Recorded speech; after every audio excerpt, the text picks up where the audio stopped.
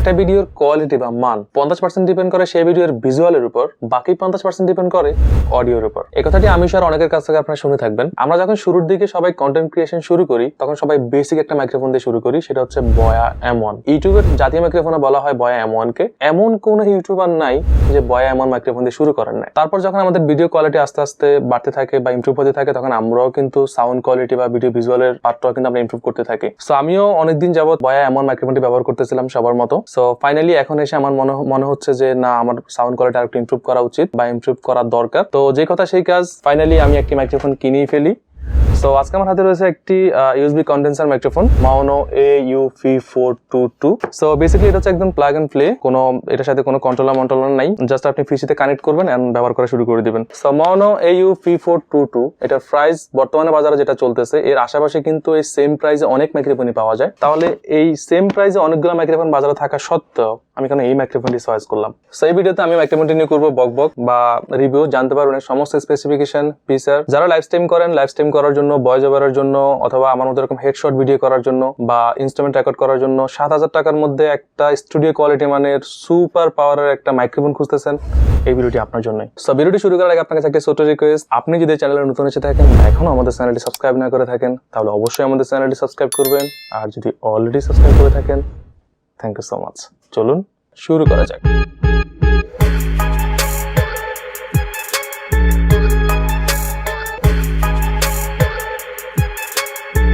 Alright, welcome back.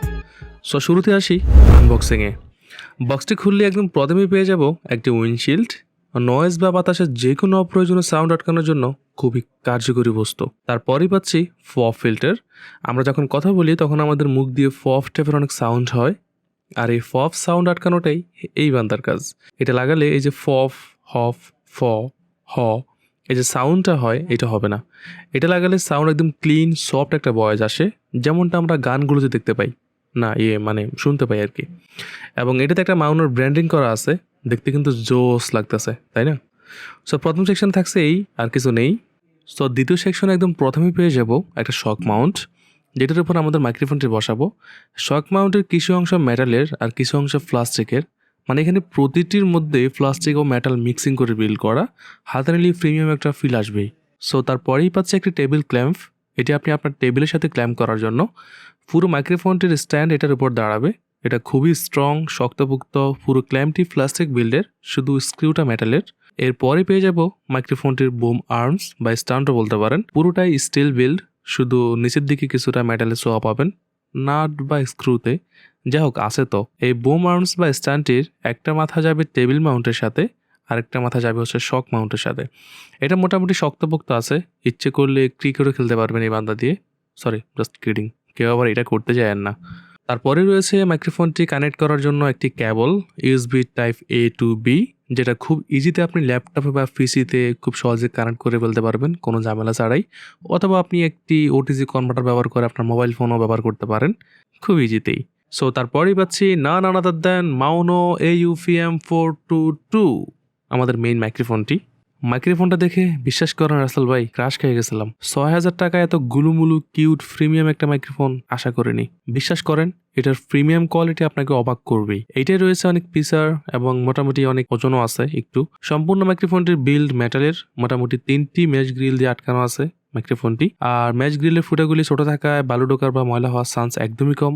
So মাইক্রোফোনটি সামনের দিকেই দেখবো মাউনোর ব্র্যান্ডিং করা খুব সুন্দর করে। তার নিচেই পাবো একটি টাচ মিউট বাটন। আপনি কিন্তু চাইলেই মাইক্রোফোনটিকে টাচ করে যে কোনো মুহূর্তে মিউট আনমিউট করতে পারবেন। আর টাচ থাকায় কোনো সাউন্ডও হবে না মিউট করলে। এটা যারা লাইভ স্ট্রিমিং করেন তাদের জন্য প্লাস পয়েন্ট হতে পারে। সো তার নিচেই পাবো একটি গেইন কন্ট্রোলার, মাইক্রোফোনটির গেইন বা সাউন্ড কমাতে বাড়াতে পারবেন এখান থেকেই। এবং তার নিচেই পাচ্ছি একটি 3.5 মিলিমিটারের অডিও হেডফোন জ্যাক। আপনি যখন মাইক্রোফোনটিতে কোনো কথা বলবেন, রিয়েল টাইম ইনস্ট্যান্ট শুনতে পারবেন আপনি কি বলতেছেন বা কেমন হচ্ছে। বা যারা গান করেন তাদের জন্য মিউজিক প্লেব্যাকে শুনতে হয়, সেটাও করতে পারবেন। এবং এটা লাগানোর পরে আপনার ফিসের সাউন্ডও কিন্তু এখানে থাকবে। সো এটাও অনেক কাজের একটা জিনিস বলা যেতে পারে। সো মাইক্রোফোনটিতে কার্ডিও ফোলার প্যাটার্ন ব্যবহার করা হয়েছে, শুধু সামনের দিকে সাউন্ড পিক করবে, আশেপাশে কি হচ্ছে না হচ্ছে দেখার টাইম নেই। এবং নিচের দিকে পাবেন কেবল কানেক্ট করার জায়গা।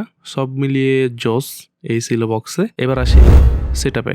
সো প্রথমে টেবিল মাউন্টের স্ক্রুটা একটু ঘুরিয়ে ঘুরিয়ে লুজ করে নেবেন, তারপর টেবিলে লাগিয়ে ভালো করে টাইট করে দিবেন আবার, কারণ এইটার উপরেই আমাদের পুরো মাইক্রোফোনটি দাঁড়িয়ে থাকবে। তারপর উপরে নাটটা একটু লুজ করে বুম আর্মসের একটি মাথা এই বান্দার মধ্যে ঢুকিয়ে দিবেন, দিয়ে আবার টাইট দিয়ে দিবেন। তবে বেশি টাইট দিবেন না, বেশি টাইট দিলে আবার চারিদিকে রোটেট করা যাবে না বুম আর্মসটি, মোটামুটি মিডিয়াম টাইট দিলেই হবে। তারপর বুম আর্মসের বা স্ট্যান্ডের আরেক মাথায় শক মাউন্টটি ঘুরিয়ে ঘুরিয়ে লাগিয়ে দিবেন, লাগিয়ে শক মাউন্টের মধ্যেও একটি স্ক্রু পেয়ে যাবেন, সেটি লুজ করে পজিশন ঠিক করে টাইট দিয়ে দিবেন। তারপর মাইক্রোফোন বাবাজিকে শক মাউন্টের মধ্যে ভালো করে ঘুরিয়ে ঘুরিয়ে লাগিয়ে দিবেন। এক্ষেত্রে একটু ভালো করে টাইট দিবেন, তা না হলে মাইক্রোফোনটি পড়ে যাওয়ার চান্স থেকে যাবে, কারণ মোটামুটি ওজন আছে মেটাল বডি হওয়ায়। তারপর মাইক্রোফোনটিকে টুপি পরিয়ে দিন, মানে মাইক্রোফোনের উপর এবার উইন্ডশিল্ডটি লাগিয়ে দেন আর কি।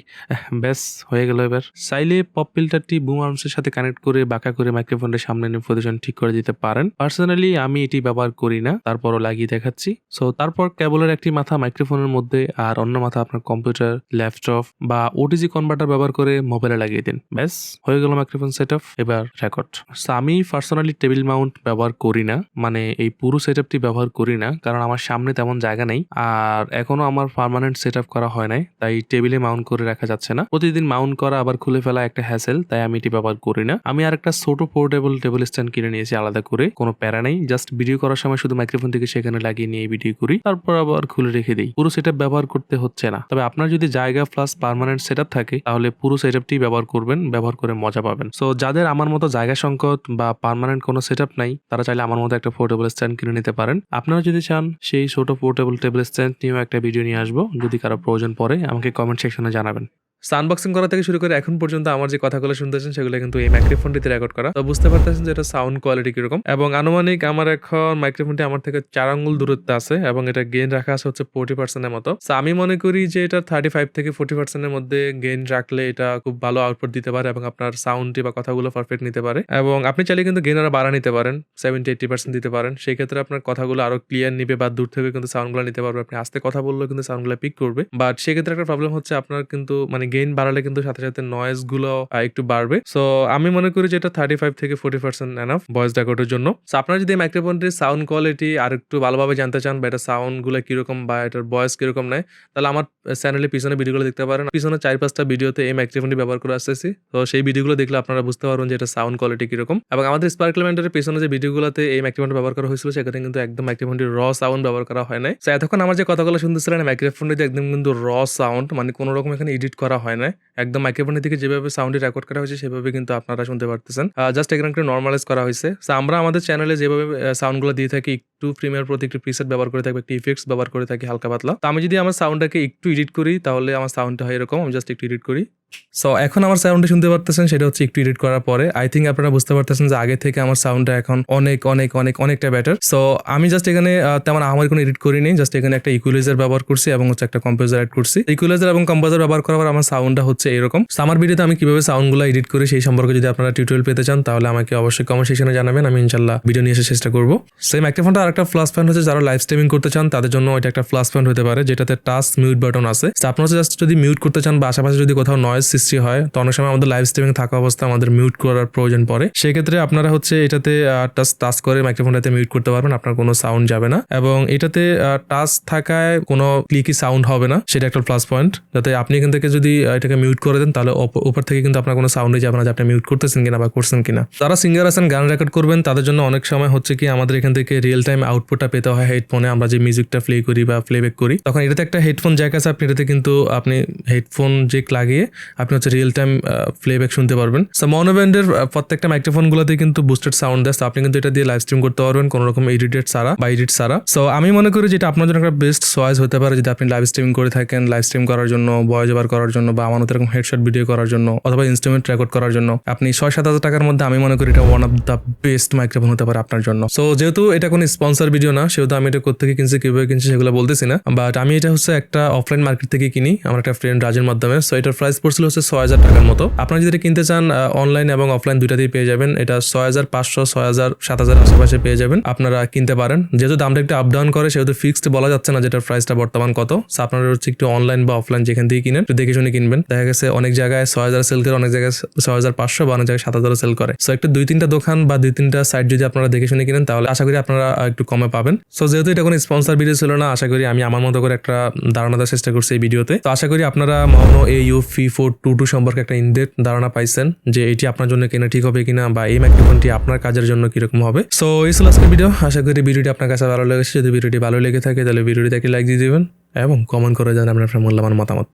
সো দেখা হচ্ছে নতুন ভিডিওতে নতুন কোনো টপিকস নিয়ে। সে পর্যন্ত সবাই ভালো থাকুন, সুস্থ থাকুন। আল্লাহ হাফিজ। আসসালামু আলাইকুম।